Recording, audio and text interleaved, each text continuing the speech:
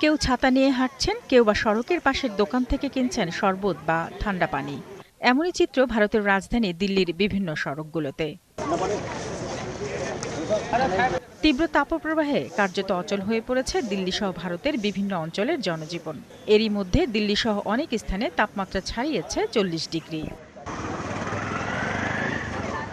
এদিকে অসহনীয় এই আবহাওয়ার মধ্যে সাধারণত ব্যস্ত থাকা ইন্ডিয়া গেট যুদ্ধ স্মৃতিসৌধেও কমেছে দর্শনার্থী। আমরা কর্ণাটক থেকে এসেছি, সেখানেও বেশ গরম, তবে তাপমাত্রা এখানকার মতো এত ভয়াবহ নয়। অন্যদিকে স্থানীয় আবহাওয়া বিভাগ জানিয়েছে আরও 2 দিন এ ধরনের পরিস্থিতি থাকতে পারে। We are expecting today also temperatures to be around the same limit. Delhi ছাড়াও পার্শ্ববর্তী অঞ্চলগুলোতে বিশেষ করে হরিয়ানা, উত্তরপ্রদেশেও আগামী 2 দিন তাপপ্রবাহের পরিস্থিতি এমন থাকতে পারে। তবে বজ্রপাত ও ঝড়ের সম্ভাবনাও রয়েছে, আর তাহলে তাপমাত্রা কিছুটা কমার আশা করছি আমরা। Thunder development and thunderstorm activity. May ও জুন মাস সাধারণত ভারতে সবচেয়ে উষ্ণতম সময় থাকে। এ সময় উত্তর ও পূর্ব ভারতের অনেক জায়গায় তাপমাত্রা 40 থেকে 45 ডিগ্রি সেলসিয়াস ছাড়িয়ে যায়।